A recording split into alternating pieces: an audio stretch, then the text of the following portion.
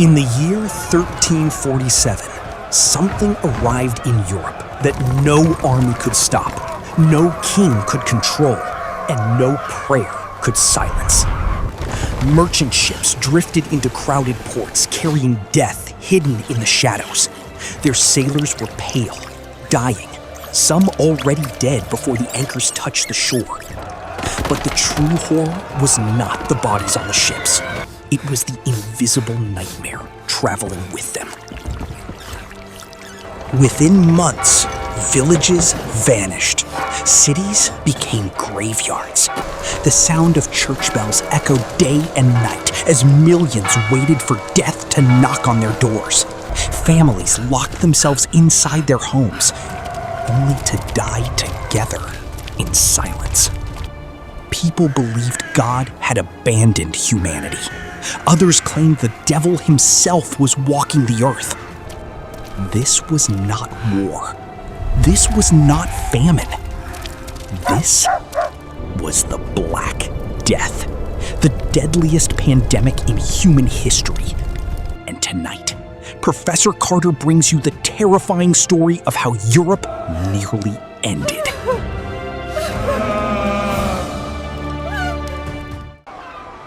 The year was 1347, and Europe had no idea that death was already on its way.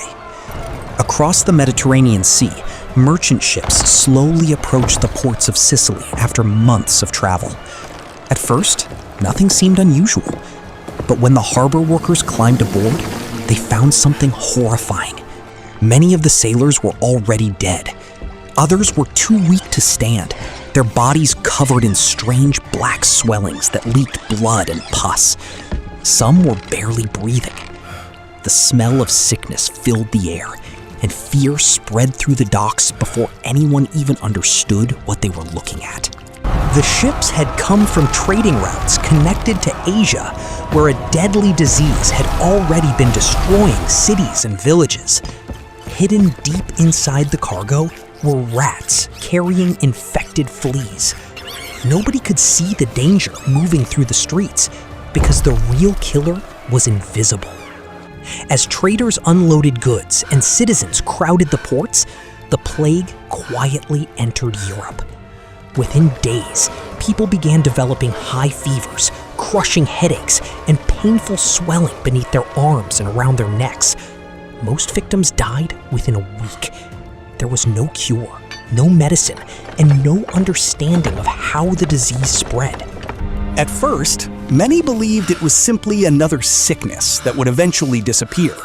Europe had seen disease before, but this was different. Entire households started dying one after another. In crowded cities, the infection moved like wildfire through narrow streets filled with garbage, animals, and dirty water. Church bells rang constantly for funerals, until eventually there were too many dead to bury properly. In some towns, bodies remained inside homes for days because nobody was willing to touch them. Fear began turning neighbors against each other. Doctors were completely helpless. Medical knowledge during the Middle Ages was dangerously limited, and most physicians had no idea what caused the illness. Some blamed poisonous air drifting through the cities. Others believed the planets had aligned in a cursed position. Many people thought God was punishing humanity for its sins.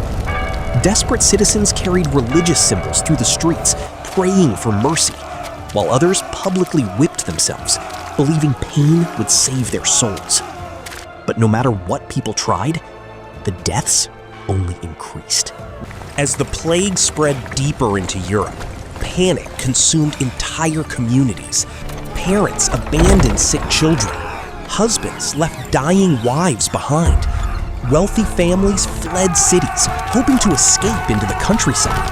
But the disease followed them everywhere. Rumors and superstitions spread faster than facts. Some accused foreigners, witches, or even innocent villagers of poisoning wells and causing the plague. Violence erupted in many regions as terrified crowds searched for someone to blame. Civilization itself began to crack under the pressure of fear. By the end of the first year, Europe no longer looked the same. Streets that were once crowded with merchants and workers had fallen silent. Farms were abandoned. Trade collapsed. In some villages, almost every resident had vanished. People woke up every morning wondering who would die next. The Black Death was no longer just a disease. It had become a nightmare that swallowed entire cities, leaving behind only silence, smoke, and endless graves. By the time the Black Death moved deeper into Europe, it was no longer just a port city problem. It had become something far worse, a continent-wide collapse in slow motion. From Italy, the disease spread northward along trade routes, carried unknowingly by merchants, travelers, and even soldiers. Every city it touched followed the same pattern: panic, confusion, and then silence. What began as isolated outbreaks was now becoming an unstoppable wave, moving across borders, ignoring kingdoms, laws, and armies. In Florence, one of the richest cities of the time, the plague hit with brutal speed. Streets that once echoed with markets and music became empty within weeks. Families locked themselves inside their homes, believing isolation might save them. But the disease was already inside the walls. In some houses, entire families died together within days of each other. There was no pattern, no warning, and no mercy. Wealth meant nothing. Status meant nothing. The plague did not choose its victims, it erased them.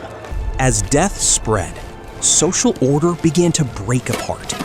With so many dying so quickly, there were not enough people left to bury the dead. Mass graves were dug outside city walls, and bodies were thrown in layers, one on top of another. In some places, the dead were collected on carts like ordinary goods and dumped outside the city to prevent further infection. The living stopped counting the dead because the numbers became meaningless. Life itself began to feel temporary, almost random. Fear changed human behavior in disturbing ways. Some people refused to leave their homes, even when their families were already gone, choosing isolation over certainty. Others fled into the countryside, only to carry the disease with them unknowingly. Trust between neighbors disappeared completely. If someone showed symptoms, they were immediately avoided, or worse, abandoned. The idea of community collapsed, replaced by survival at any cost. People no longer thought in terms of society, only in terms of who might die next. Religious leaders tried to maintain order, but even the church was overwhelmed. Priests died while performing last rites. Monasteries that once offered protection became centers of infection. Some clergy interpreted the plague as divine punishment, urging people to repent and pray harder. But prayer could not stop infection, and faith could not slow death. As desperation grew, more extreme beliefs began to spread, and many people turned to superstition, believing that unseen forces or human conspiracies were responsible for the disaster. By the time the plague reached deeper inland regions, Europe was no longer responding like a stable civilization. It was reacting like a wounded organism, panicked, unpredictable, and collapsing under its own fear. Entire towns disappeared from maps. Roads once filled with travelers became empty paths leading into silence. And as the Black Death continued its advance, it became clear that this was not just an outbreak. It was a transformation of human history into something unrecognizable. As the Black Death continued its advance across Europe, something even more disturbing began to emerge: confusion about how it actually spread. People could see the results of the disease, but they could not understand its source. In a world without modern science, explanations quickly turned into fear-driven theories. Some believed the air itself had become poisoned. Others thought it was caused by strange celestial movements or a rare alignment of planets. But none of these explanations could stop what was happening in front of their eyes. Cities became places of constant uncertainty. A healthy person in the morning could be dead by nightfall. Markets that once defined daily life were now nearly empty, with only a few desperate vendors still trying to survive. Every cough, every fever, every sign of weakness was treated as a possible death sentence. People began avoiding even their closest friends. The simple act of touching another person became something dangerous, as if human contact itself had turned into a weapon. In many regions, the fear of infection led to extreme isolation. Wealthy families fled into remote estates, believing distance would protect them. Some even sealed themselves inside their homes, refusing to allow anyone in or out. But the plague continued to find its way into these isolated spaces. Servants, traders, or even contaminated supplies were enough to bring death into the most protected households. No barrier seemed strong enough to stop it. As hope faded, desperation grew stronger. Communities began searching for something or someone to blame. Suspicion turned into accusations, and accusations often turned into violence. In several cities, outsiders and minority groups were targeted, accused of poisoning wells or spreading disease intentionally. These acts were not based on evidence, but on fear trying to give itself direction. The plague was invisible, but human anger needed a face. Medical understanding remained almost non-existent. Physicians still relied on ancient ideas passed down from earlier civilizations, believing that bodily fluids and imbalances caused illness. Treatments like bloodletting became common, even though they weakened patients further. Instead of helping, many medical practices only made survival less likely. Yet doctors continued their work because there was nothing else they could offer except effort and uncertainty. By this point, Europe was no longer just fighting a disease, it was fighting confusion itself. Every explanation failed, every solution collapsed, and as the death toll continued to rise, a terrifying realization began to settle across the continent. Whatever this was, it did not behave like anything humanity had ever faced before. As the plague tightened its grip, European society began to lose its structure completely. What had once been organized kingdoms, cities, and communities slowly turned into scattered pockets of survival. In many regions, entire villages were left without leadership, as local officials and nobles were among the first to die. Laws were no longer enforced because there was no one left to enforce them. Order did not collapse overnight. It simply faded, replaced by silence and fear. One of the most disturbing changes was how quickly normal life disappeared. Fields that once produced food were left unattended, causing shortages that added hunger to the already rising death toll. Trade routes stopped functioning, cutting off towns from essential supplies. Even basic services like bread production and water distribution broke down. Survival became individual, not collective. People stopped thinking about the future because the future no longer felt guaranteed. In many cities, the handling of the dead became one of the most horrifying realities of the time. With so many bodies and so few survivors, traditional burials were impossible. Mass graves expanded outside city walls, sometimes filled so quickly that the earth barely covered the layers beneath. In some places, carts moved through streets collecting corpses like ordinary cargo. The line between life and death began to blur, as death became a daily routine instead of a rare event. Religious belief, which had once been the foundation of stability, began to shift in unexpected ways. Some people became more devoted, believing the plague was a divine punishment that required repentance. Others lost faith entirely, unable to understand why suffering on such a massive scale would be allowed. Religious gatherings continued in some areas, but even those became dangerous, as crowds often turned into new centers of infection. Faith and fear began to exist side by side, often within the same person. As the Black Death continued, human psychology itself started to change. People became numb to loss after witnessing it repeatedly. Emotional shock turned into exhaustion. In some accounts, survivors described walking through streets filled with bodies as if it were normal, simply because their minds could no longer process the scale of death.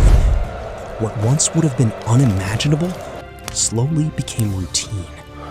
Humanity was not just losing lives, it was losing its sense of reality. By this stage, Europe is no longer in a temporary crisis.